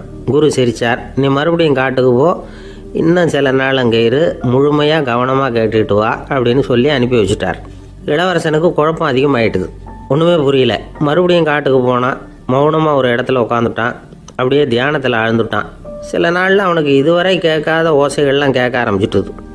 இதைத்தான் நான் கேட்கணும்னு என்னுடைய குரு எதிர்பார்த்துருக்கிறாருங்கிறத புரிஞ்சுக்கிட்டான். உடனே குருக்கிட்ட ஓடனான். குருவே, இந்த தடவை காதுகளுக்கு கேட்க முடியாத சில ஓசைகளை கூட என்னால் உணர முடிஞ்சுது. பூ மலருகிற ஓசை, சூரியனால் பூமி சூடாகிறப்போ எழுகிற ஓசை, காலை பனித்துளி இந்த புல்லுலாம் குடிக்கிற ஓசை, இது எல்லாம் என்னால் நல்லா கேட்க முடிஞ்சுது அப்படின்னா. குருவுக்கு இப்போ தான் திருப்தி ஏற்பட்டு தான். இளவரசனை பார்த்து சொன்னார், இதை பாருப்பா, இப்போ தான் நாட்டை ஆளுகிற தகுதி உனக்கு வந்திருக்குது அப்படின்னு சொல்லி அதுக்கு விளக்கமும் கொடுத்தாராம். எந்த அரசன் தன்னுடைய மக்களின் இதயம் பேசுகிற மௌன மொழியை, மௌன வார்த்தைகளை கேட்குறானோ அவன்தான் ஆள தகுதி உள்ளவன். எந்த அரசன் தன்னுடைய மக்களின் உணர்ச்சிகளை உண்மையாக உணர்றானோ அவன்தான் முதன்மையான அரசன். போலி வார்த்தைகளை மட்டும் கேட்டுட்டு பல மௌன ராகங்களை காதில் வாங்கிக்காதவன் அரசனே இல்லை. எந்த நாட்டில் எப்போ ஒரு அரசன் தன்னுடைய மக்களின் உணர்ச்சிகளை கேட்க மறுக்கிறானோ அன்னையிலேருந்தே அந்த நாடு அழிய தொடங்குது அப்படின்னு அர்த்தம். இதுதான் அந்த குரு இளவரசனுக்கு போதிச்சது. வாயால் பேசுகிறத மட்டும் கேட்டு ஏமாறக்கூடாது, உணர்ச்சிகளையும் கேட்கறதுல தான் மனப்பக்குவம் உண்டாகும். மக்கள் உணர்ச்சிகளை புரிந்து கொள்ளாத அரசர்கள் நீடிச்சிருக்க முடியாது. அது மாதிரி நாடுகளில் அடிக்கடி குழப்பம் தான் உண்டாகும். அப்படி இருந்தால் அடிக்கடி ஆட்சி மாறிக்கிட்டு இருக்கும். அப்படிப்பட்ட ஒரு தேசம், அங்கே ஒரு சிறைச்சாலையில் 3 கைதிகள் பேசிக்கிட்டு இருந்தாங்க. ஒருத்தன் சொன்னான், நான் இந்த நாட்டு ராஜாவை எதிர்த்து பேசிக்கிட்டு இருந்தேன், அதனால் என்னை பிடிச்சி கொண்டாந்து இங்கே போட்டுட்டாங்க அப்படின்னா ஒருத்தன். இன்னொருத்தன் சொன்னான், நான் இந்த நாட்டு ராஜாவை ஆதரித்து பேசிக்கிட்டு இருந்தேன், அதனால் என்னை பிடிச்சி கொண்டாந்து இங்கே தள்ளிவிட்டாங்க அப்படின்னா. அது சரி, நீ என்ன தப்பு பண்ண அப்படின்னு சொல்லி 3வது ஆளை பார்த்து இவங்க கேட்டாங்க. அதுக்கு அந்த ஆள் சொல்கிறான், நான் தான் இந்த நாட்டு ராஜா அப்படின்னானா. ஒரு நண்பர், அவர்கிட்ட பேசிக்கிட்டு இருந்தேன். மனித உறவுகள் பற்றி அவர் சொல்லிகிட்டு இருந்தார். அமெரிக்காவில் தந்தை மகன் உறவு எப்படி இருக்குது அப்படிங்கிறத விளக்கிறதுக்கு அவர் ஒரு கதையை சொன்னார். ஒரு அப்பா பகல் பூராவும் அலுவலகத்தில் வேலை, ஓடி ஆடி உழைச்சிக்கிட்டு களைச்சி போய் ராத்திரி 10 மணிக்கு மேலே வீடு திரும்பினான். வீட்டு வாசலில் அவரோட மகன் காத்துக்கிட்டு இருக்கிறான். இன்னமும் தூங்கலை. அப்பா வாசல்லையே தடுத்து நிறுத்தி, அப்பா உனக்கு சம்பளம் எவ்வளவு அப்படின்னு கேட்குறான். ஏற்கனவே ஆஃபீஸ் பிரச்சனைகளால் அலுத்து போய் திரும்புகிற அப்பாவுக்கு கோவம் வந்துடுது. என்னடா இப்படிலாம் கேளுன்னு உங்கள் அம்மா உனக்கு சொல்லி கொடுத்தாளா அப்படின்னு சொல்லிவிட்டு உள்ளே போய் சட்டையை கட்டி மாட்டி விட்டு குளிச்சு விட்டு மறுபடியும் வெளியில் வந்து உடையை மாற்றுகிற சமயம் அப்போ மறுபடியும் மகன் உள்ளே வந்து நிற்கிறான் அவர் முன்னாடியே. அப்பா உனக்கு எவ்வளவு சம்பளங்கிறான் மறுபடியும். அப்பாவுக்கு எரிச்சல் அதிகமாகிட்டுது. மணிக்கு $20 போதுமா அப்படின்னார். அப்படின்னா எனக்கு ஒரு $10 தர முடியுமான்னா மகன். இதுக்கு தான் என் சம்பளம் எவ்வளவுன்னு கேட்டியா? 2ஆம் வகுப்பு படிக்கிற உனக்கு எதுக்குடா $10 அப்படின்னு கத்திவிட்டு தொலைக்காட்சி பெட்டியின் முன்னாடி போய் உட்காந்துக்கிட்டு ஏதோ நிகழ்ச்சியை பார்க்க ஆரம்பிச்சிட்டார். கொஞ்ச நேரம் கழித்து மறுபடியும் மகன் வந்து நிற்கிறான். அப்பா ப்ளீஸ் எனக்கு ஒரு $10 கொடுக்க முடியுமா? மகனுடைய கண்களில் கண்ணீர். என்னடா அவன் கண்ணீரை காட்டி காரியம் சாதிக்கலாம்னு பார்க்குறியா? ஒரு காசு கூட கொடுக்க மாட்டான் போ அப்படின்னு விரட்டி விட்டான். மகன் கண்ணீரை தொடச்சிக்கிட்டே கண்ணை தொடச்சிக்கிட்டு பேசாமல் போய் படுத்துக்கிட்டானா. கொஞ்ச நேரம் ஆச்சு. அப்பாவோட கோபம் கொஞ்சம் கொஞ்சமாக குறைஞ்சிது. பிள்ளைகிட்ட கோபமாக கத்துனது தப்பு தாங்கிறது புரிஞ்சுது அவனுக்கு. எழுந்திரிச்சு போனான், படுக்கை இறக்கி போனான். மகனை பார்த்தான். அவன் தலையணையை கட்டி பிடிச்சிக்கிட்டு அழுதுகிட்டு இருக்கிறான். அவனை மெல்ல நெருங்கி அவங்ககிட்ட எதமாக பேசுகிறதுக்கு ஆரம்பித்தானான். எதுக்குடா உனக்கு $10 பள்ளிக்கூடத்தில் கேட்டாங்களா அப்படின்னு கேட்டானான். மகன் சொல்லியிருக்கான், இல்லை டாடி, உனக்கு 1 மணி நேரம் சம்பளம் $20ன்னு சொன்னேன். நீ ஏற்கனவே எனக்கு கொடுத்த பாக்கெட் மணி $10 என்கிட்ட இருக்குது. இப்போ நீ இன்னொரு $10 கொடுத்தீங்கன்னா அதையும் சேர்த்து $20 ஆகிடும். அந்த $20 நான் உனக்கு கொடுத்துருவேன். அப்படி கொடுத்தா நீ என் கூட 1 மணி நேரம் செலவழிப்ப இல்லையா? அதுக்காக தான் $10 கேட்டேன் அப்படின்னு சொன்னானான். அந்த அப்பா கண்ணு கலங்கி போச்சான். ஆதரவோடு தன்னுடைய மகனை கட்டி பிடிச்சி அழ ஆரம்பிச்சிட்டாராம். இதுதான் நண்பர் சொன்ன கதை. அமெரிக்கா மட்டும் இல்லை, உலகம் பூராவும் இன்றைக்கி மனித உறவுகள் இப்படி தான் மாறிட்டுருக்கு. பெரியவர்கள் அறிவுரை என்ன தெரியுமா? உங்கள் குழந்தைகளிடமிருந்து குழந்தை பருவத்தை பிரித்து விடாதீர்கள் அப்படிங்கிறது தான். அதாவது இன்றைய குழந்தைகள் தங்கள் பிருந்தாவனத்தை இழந்து விடுகிறார்கள் அப்படிங்கிறது அவங்களுடைய கருத்து. இந்த நிலைக்கு நாம் காரணமாக இருந்துடக்கூடாது. குழந்தைகளோட விளையாடுவோம், குடும்பத்தோடு உறவாடுவோம் அப்படிங்கிறது தான் நம்முடைய நோக்கமாக இருக்கணும். இன்றைய உறவு முறைக்கு இன்னொரு உதாரணம் சொல்லுவாங்க. ஒருத்தர் வந்தாராம். அவர் பக்கத்தில் ஒரு சின்ன பையன். நாம் அவரை விசாரிக்கிறோம், யார் இந்த பையன் அப்படின்னா அவர் சொல்கிறார், இவன் எனக்கு தூரத்து உறவு அப்படின்னாராம். இந்த தூரத்து உறவுன்னா எப்படின்னு இருக்கான். இதுக்கு அவன் சொல்லியிருக்கிறான், இவன் எங்கள் அப்பாவுக்கு 8வது புள்ளை அப்படின்னானான். கணவன் மனைவி அன்பாக இருக்கணும், ஒருத்தர் நல்லா புரிஞ்சுக்கணும், விட்டு கொடுக்குற மனப்பான்மை வேணும். அதுதான் ஒரு நல்ல குடும்பம். இன்றைக்கி பல குடும்பங்களில் அர்த்தமில்லாத சண்டைகள் தான் அதிகம். கிராமப்புறங்களில் வேடிக்கையாக ஒரு கதை சொல்லுவாங்க. ஒரு ஊரில் ஒரு ஆள் இருந்தான். வேலை வெட்டி இல்லாமல் சும்மாவே இருந்தான். அவனுக்கு கல்யாணம் பண்ணி வச்சாங்களாம். மனைவி வந்து சேர்ந்தா. சும்மாவே உட்காந்துருக்கிறியே, ஏதாவது சம்பாதிக்கிற வழியை பாரு அப்படின்ட்டுருக்கா. அதுக்கு தான் யோசனை பண்ணிகிட்டு இருக்கிறேன், ஒரு அருமையான ஐடியா அப்படின்னானா. என்ன அது சொல்லு அப்படின்ட்டுருக்கா. அவ ஒரு ஆட்டுக்குட்டி வாங்க போகிறேன்ருக்கான். அதை வாங்கி என்ன பண்ண போகிறேன்னா, அந்த குட்டி வளரும், பெருசாகும், அதுக்கப்புறம் அது நிறைய குட்டி போடும் அப்படின்ட்டுருக்கான். சரி, அப்புறம் என்ன, அதையெல்லாம் சந்தையில் கொண்டுட்டு போய் விற்றுவிட்டு அந்த காசுக்கு ஒரு எருவு மாடு வாங்கலாம். சரி, அது எதுக்கு? எருவு மாடு நிறைய பால் கொடுக்கும், அதை கொண்டுகிட்டு போய் பால் பண்ணையில் கொடுப்பேன், அல்லது நானே விற்றுருவேன், கை நிறைய காசு கிடைக்கும். அதுக்கப்புறம் ஒரு பசுமாடு வாங்குவேன், பாலையும் விற்கலாம், நாமளும் காய் போட்டு சாப்பிட்லாம், இப்படிலாம் சொல்லியிருக்கான். அப்போ அந்த பொண்ணு சொல்லிச்சான், அடுத்த தெருவில் இருக்கிற எங்கள் அம்மா வீட்டுக்கும் கொஞ்சம் பால் கொடுத்து அனுப்பலாம் அப்படின்ட்டுருக்கான் அந்த பொண்ணு. இந்த இடத்துல கணவனுக்கு கோவம் வந்துட்டுது. அது எப்படி உங்கள் அம்மா வீட்டுக்கு எதுக்கு கொடுக்கணும், அதெல்லாம் முடியாதுன்றிருக்கான். இந்த இடத்துல சண்டை ஆரம்பமாயிட்டுது. கொஞ்ச நேரத்தில் 2 பேரும் சத்தம் போட ஆரம்பிச்சிட்டாங்க. கடுமையான சண்டை நடக்கிறத பக்கத்து வீட்டுக்காரன் காதில் வாங்கினான். அவன் ஓடியாந்தான். அவனுக்கு தெரியும், வாங்காத மாட்டுக்காக இப்படி சண்டை போட்டுக்கிட்டு இருக்கிறாங்கங்கிறது அவனுக்கு புரியும். அவன் ஓடி வந்து சொன்னான், ஏண்டா உன்னோட பசுமாட்டை ஒழுங்காக கட்டி போடக்கூடாதான்ருக்கான். என்னடா சொல்கிறேன்னா, இவன் உன் மாடு என் தோட்டத்தில் வந்து மேய்ஞ்சுட்டுது, பயிரெலாம் நாசமாயிட்டுது, 10,000 ரூபா அளவுக்கு சேதம், அதை வாங்கிட்டு போகிறதுக்கு தான் வந்தேன், குடுறா 10,000 நானா. இவன் அரண்டு போயிட்டான். அப்புறம் சொன்னா, டே நான் இன்னும் மாடே வாங்கலையே, அதுக்குள்ளே அது வந்து எப்படிடா உன் தோட்டத்தில் மேயும், என்னடா வளர்றேன்ருக்கான். நீ தாண்டா இப்போ உளறிக்கிட்டு இருக்க, மாடே வாங்கலை, அதுக்குள்ளே எப்படிடா வந்து உன்னுடைய மனைவி அவங்க அம்மா வீட்டுக்கு பால் கொடுத்து அனுப்ப முடியும் அப்படின்னு அவன் கேட்டானா. நம்மளால இப்போ தான் புத்தி வந்துதான், அர்த்தமே இல்லாத சண்டை போட்டுக்கிட்டு இருக்கிறோம் அப்படிங்கிறத அவன் புரிஞ்சுக்கிட்டானான். இது நம்ம முன்னோர்கள் சொல்லியிருக்கிற ஒரு கதை. சண்டையில் தான் அர்த்தம் இல்லையே தவிர கதையில் அர்த்தம் உண்டு. அதாவது இல்லாத விஷயங்களுக்காக சண்டை போட்டுக்கிட்டு இல்லறத்தை வீணாக்கிக்கிட்டு இருக்கிற மனிதர்கள் இன்றைக்கு நிறைய பேர் இருக்கிறாங்க. ஒருத்தன் தன்னுடைய மனைவியை பற்றி மாமனார்கிட்ட புகார் சொன்னானா. மாமா, உங்கள் பொண்ணு அர்த்தமில்லாத சண்டை போடுறா, எதுக்கு எடுத்தாலும் எடுத்தெறிஞ்சு பேசுகிறா அப்படின்ட்டுருக்கான். நீ எப்படி மாப்பிள்ளை அதை சமாளிக்கிற அப்படின்னு கேட்டிருக்காரு அவர். அவள் எடுத்தெறியறது என் மேலே படாமல் ஒதுங்கி நின்றுக்கிறேன் அப்படின்னு நானா இவன். ஒரு பெரியவர்கிட்ட பேசிக்கிட்டு இருந்தேன். அவர் என்கிட்ட ஒரு கேள்வி கேட்டார். திருடர்கள் எத்தனை வகை தெரியுமா உனக்கு அப்படின்னார். இதுதான் அவர் கேட்ட கேள்வி. எதுக்காக என்ன பார்த்து அந்த கேள்வி கேட்டார் தெரியல. இருந்தாலும் நான் அவருக்கு பதில் சொன்னேன். திருடர்களில் எத்தனையோ வகை உண்டுங்க. கார் திருடன், சைக்கிள் திருடன், முகமூடி திருடன், எப்படி சொல்லிகிட்டே போகலாம். இருந்தாலும் என்னுடைய சிற்றறிவுக்கு எட்டின வரையில் திருடர்களை 2 வகையாக பிரிக்கலாம் அப்படின்னு நினைக்கிறேன். ஒன்று ராத்திரியில் திருடுற திருடன், இன்னொருத்தன் பகலில் திருடுற திருடன். அதாவது பகல் திருடன், ராத்திரி திருடன் அப்படின்னு பெரியவர் சிரித்தார். என்ன சிரிக்கிறீங்களே, என்ன கள்வர்கள் 4 வகை அப்படின்னு ஆரம்பித்தார். எப்படின்னு கேட்டேன். சாப்பாட்டுக்கு இல்லாமல் திருடுறாங்க பாருங்க, அது ஒரு வகையான். சாப்பாட்டுக்கு இருந்தும் திருடுறாங்க பாருங்க, அது ஒரு வகையான். இதை தவிர இன்னும் ஒரு 2 வகை திருட்டு உண்டு. அது என்னன்னா, ஆண்டவன் கிட்ட இருந்து நாம திருடுற திருட்டு, இன்னொன்று என்னன்னா நம்ம கிட்ட இருந்து ஆண்டவன் திருடுற திருட்டு அப்படின்னார். எனக்கு ஒன்றும் புரியல. என்ன சார் இது, ஆண்டவனையே திருடன்னு சொல்றீங்களே அப்படின்னு ஆச்சரியமா. ஆமாங்க, ஆண்டவனை கள்வன்னு சொல்றது இல்லையா. காஞ்சிபுரத்துக்கு பக்கத்தில் திருக்கார்வனம் அப்படின்னு ஒரு ஊர் இருக்கு. அங்கே உள்ள பெருமாளுக்கு கள்வர்னு தான் பேர்.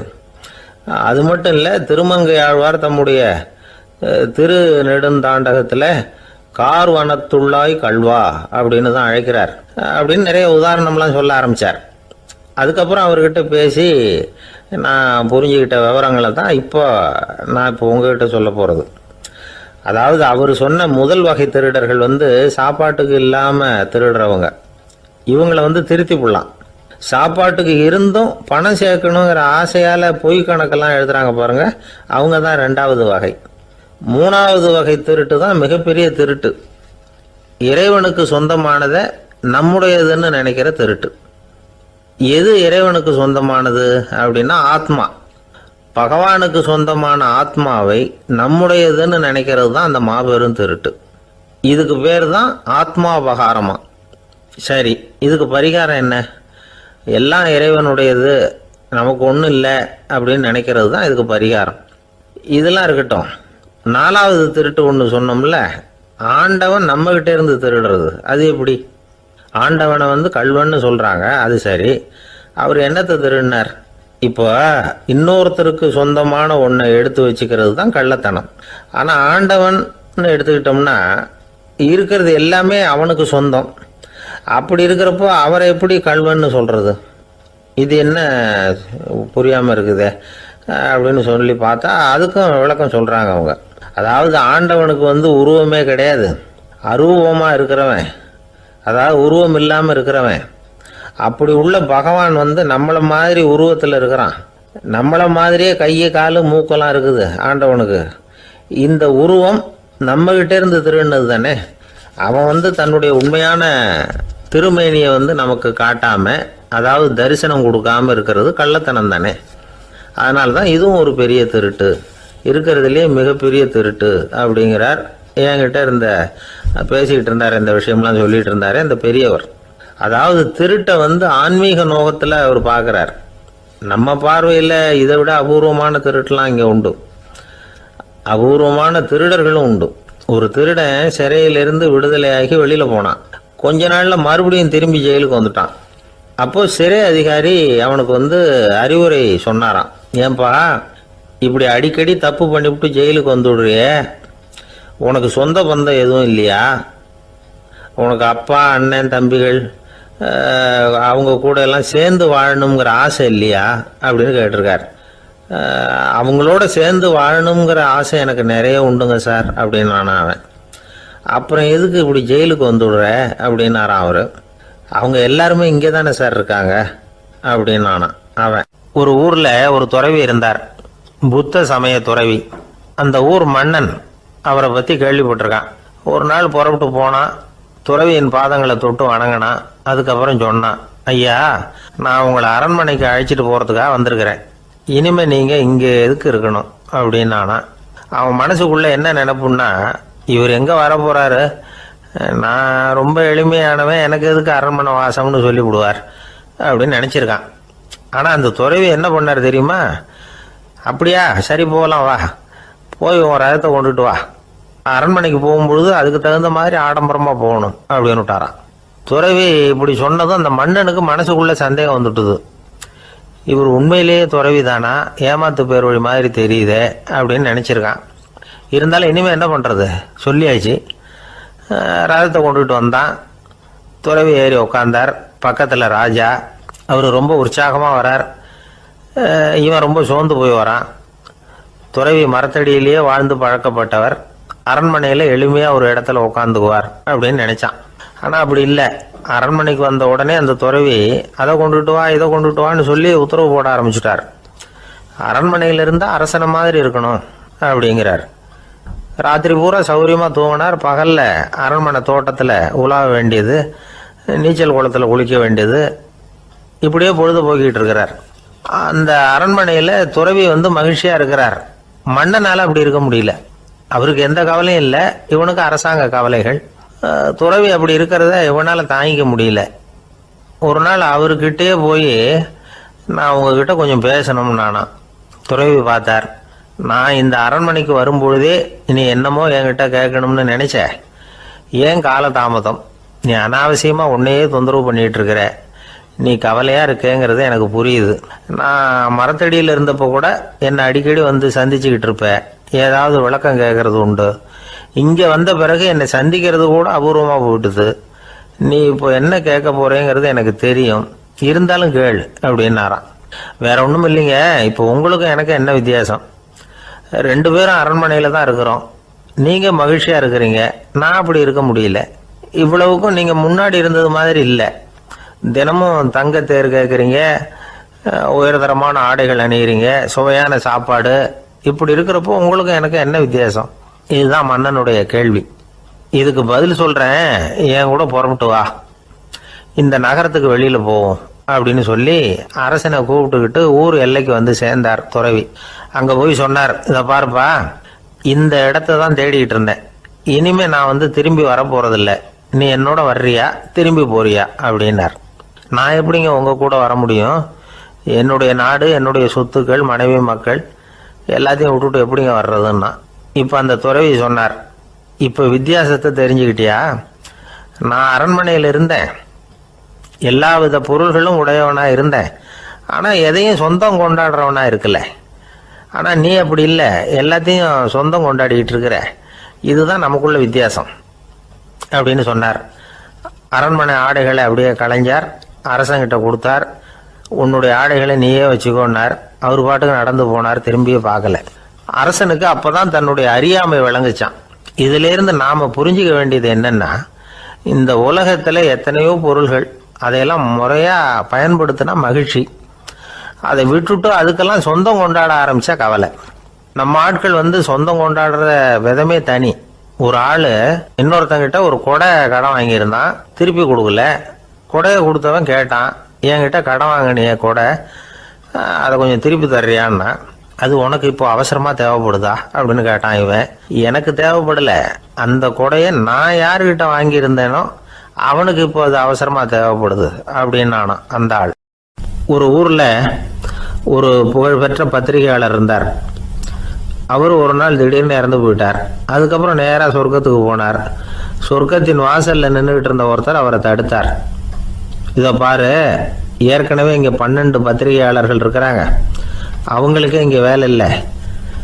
அதுக்கு என்ன காரணம்னா, சொர்க்கத்துல திடுக்கிடும் செய்திகள்லாம் ஒன்றும் கிடையாது. அப்படி என்ன இருக்க போகுது, இங்க எல்லாம் அது ஒழுங்கா நடந்துகிட்டு இருக்கோம். எல்லாம் ஒழுங்காக நடந்தால் பத்திரிகைகளுக்கு சுவாரஸ்யமான கொலை கொள்ளை தீ வைப்பு இது மாதிரி எதுவும் இங்கே இல்லை. ஏற்கனவே இங்கே இருக்கிறவங்க எல்லாரும் மரத்தடியில் உட்காந்துக்கிட்டு தியானம் பண்ணிகிட்டு இருக்கிறாங்க. அந்த ஒரே செய்தி தான் தினமும் இங்கே வந்துக்கிட்டு இருக்குது. அதை படிக்கிறதுக்கே இங்கே ஆள் கிடையாது. அதனால் நான் என்ன சொல்கிறேன்னா, நீ பேசாமல் நரகத்துக்கே போயிடு. அங்கே எவ்வளவோ நிகழ்ச்சிகள் நடந்துக்கிட்டு இருக்கு. அங்கே தான் அதிகமான பத்திரிகையாளர்கள் தேவைப்படுறாங்க. அங்கே உனக்கு நிறைய வேலை இருக்கும். அதை செய்கிறதில்ல நீயும் மகிழ்ச்சியாக இருக்கலாம் அப்படின்னு சொன்னாராம். அங்கே அந்த சொர்க்கத்தின் வாசலில் நின்றுக்கிட்டு இருந்தவர். இந்த பத்திரிகையாளர் அங்கேயே நின்று கொஞ்சம் யோசனை பண்ணார். இவருக்கு சொர்க்கத்திலே இருக்கணும்னு தான் ஆசை. அதனால் மெதுவாக அவர்கிட்ட பேசினாராம். ஐயா, என்னை ஒரு 24 மணி நேரம் இங்கே உள்ளே இருக்கிறதுக்கு அனுமதி கொடுங்க. இங்கே இருக்கிற பல பத்திரிகையாளர்களை எனக்கு தெரியும். அவங்களில் சில பேரை சமாதானப்படுத்தி மெதுவாக பேசி நரகத்துக்கு அனுப்பி வச்சுட்றேன். நான் இங்கே இருந்துக்கிறேன். உங்கள் கணக்குப்படி 12 பேருக்கு மேலே இங்கே தாண்டாது, அப்படி பார்த்துக்கிறேன் அப்படின்னாராம். அவரும் யோசனை பண்ணி பார்த்துட்டு, சரி அப்படியே உனக்கு அனுமதி கொடுக்குறேன். ஆனால் ஒரு விஷயம், 24 மணி நேரம் தான் அனுமதி, அதுக்குள்ளே எல்லாம் நடக்கணும் அப்படின்ட்டுருக்கார். சரின்னு சொல்லிவிட்டு இந்த பத்திரிகையாளர் உள்ளே போனார். யோசனை பண்ணார். திட்டம் போட்டு ஒரு பொருளையை கிளப்பி விட்டார். சக பத்திரிகையாளர்கள் எல்லாம் கூப்பிட்டு சொன்னாராம், இந்த பாருங்க, நரகத்தில் ஒரு பெரிய தினசரி பேப்பரை கொண்டுகிட்டு வர்றதுக்காக திட்டம் போட்டுக்கிட்டு இருக்காங்க. அதுக்கு பல அதிகாரிகள் தேவைப்படுறாங்க. நிறைய சம்பளம் கிடைக்கும். யார் யாரெல்லாம் நரகத்துக்கு போக ஆசைப்படுறாங்களோ அவங்கெல்லாம் போகலாம் அப்படின்னு ஒரு பொருளையை கிளப்பி விட்டார். 24 மணி நேரம் கழித்து வாசல் பக்கம் போனார். அங்கே இருந்தவர்கிட்ட எத்தனை பேர் வெளியேறினாங்கன்னு விசாரிச்சாராம். அப்போ அவர் இவரை, நீ வெளியே போகக்கூடாது, முதல்ல உள்ளே தான் இருக்கணும் அப்படின்னு தடுத்தாராம். அப்புறம் சொன்னாராம், நீ சொன்ன செய்தியை கேட்டதும் இங்கே இருந்த எல்லா பத்திரிகையாளர்களுமே நரகத்துக்கு போயிட்டாங்கப்பா, உள்ளே யாருமே இல்லை, அதனால் நீ உள்ளே இருக்கலாம் அப்படின்னாராம். இதை கேட்டதும் இந்த பத்திரிகையாளரே குழம்பி போயிட்டார். ஒருவேளை உண்மையிலேயே நரகத்தில் புதுசாக பத்திரிகை ஏதாவது ஆரம்பிக்க போகிறாங்களோ அப்படின்னு அவரே நினைக்க ஆரம்பிச்சிட்டாராம். அப்புறம் சொன்னாராம், ஐயா என்னை விட்டுருங்க, நான் நரகத்துக்கே போயிடுறேன், அங்கே ஏதோ விசேஷம் இருக்கணும் அப்படின்னாராம். இல்லைன்னா இத்தனை பேரும் ஒட்டு மொத்தமாக அங்கே போகிறதுக்கு சான்ஸே இல்லை, என்னை தடுக்காதீங்கன்னு கெஞ்ச ஆரம்பிச்சிட்டாராம். மற்றவங்க நம்பணுங்கிறதுக்காக ஒரு பொருளையை கிளப்பி விட்டார். கடைசியில் தானே அந்த பொருளைக்கு ஆளாயிட்டார். அதாவது பிறரை ஏமாற்றிய அவரது மனம் கடைசியில் அவரையே ஏமாற்ற ஆரம்பிச்சுட்டு பாருங்க. நீங்கள் இப்படி அடுத்தவங்களை ஏமாத்துறதுக்கு உங்கள் மனசை பழக்கப்படுத்துறீங்க, ஆனால் கடைசியில் அதனால் நீங்களே ஏமாற்றப்படுகிறீர்கள் அப்படிங்கிறது பெரியவர்களுடைய புத்திமதி. அதனால் உங்கள் மனசுக்கிட்ட ரொம்ப எச்சரிக்கையாக இருங்கோ அப்படிங்கிறாங்க. நம்ம ஆளுங்க அங்கே போய் என்ன சொல்லுவாங்கன்னா, இந்த பாரு அங்கே போகாத இங்கே போகாதேன்னு பயமுறுத்துறது உண்டு. சில பேர் அங்கே பேய் இருக்குது, பிசாசு இருக்குது அப்படின்னு பொருளையை கிளப்பி விடுறது உண்டு. இருட்டு நேரம் காட்டு வழியாக ஒருத்தன் போய்கிட்டு இருக்கிறான். அங்கே பேய் பிசாசு நடமாட்டம் இருக்கிறதாக வதந்தி. இவன் பயந்துக்கிட்டே வேகமாக போகிறான். காடு முடிஞ்சு மெயின் ரோட்டுக்கு வந்து சேர்ந்தான். அப்பாடா, ஒரு பஸ்ஸு நின்றுக்கிட்டு இருக்கு தனியாக. இருட்டில் லேசாக தெரிஞ்சுது. ஓடி போய் ஏறி உள்ளே உட்காந்துக்கிட்டான். பயந்துக்கிட்டே போனவன் அப்புறம் தான் தெரியுது உள்ளே யாருமே இல்லை, டிரைவரும் இல்லை, கண்டக்டரும் இல்லை, வேற யாரும் இல்லை. இவனுக்கு பேய் பயம் அதிகமாக போட்டுது. ஏன்னா நடு ராத்திரி. இந்த நேரம் பார்த்து அந்த பஸ்ஸு தானே நகர ஆரம்பிச்சுதான். இவனுக்கு இன்னும் பயம் அதிகமாக போட்டுது. ஏன்னா டிரைவர் சீட்டு காலியாக இருக்குது, பஸ்ஸு நகருது. இவன் உடம்பு பூரா நடுங்க ஆரம்பிச்சுட்டுது. வீல்னு கத்தலாமான்னு பார்த்தான். அந்த நேரம் பார்த்து அவன் தோளில் ஒரு கை விழுந்துதான். திடுக்கிட்டு திரும்பி பார்த்துருக்குறான். அங்கே டிரைவர் நிற்கிறார். அவர் சொன்னாராம், ஏன்பா ஏற்கனவே பஸ்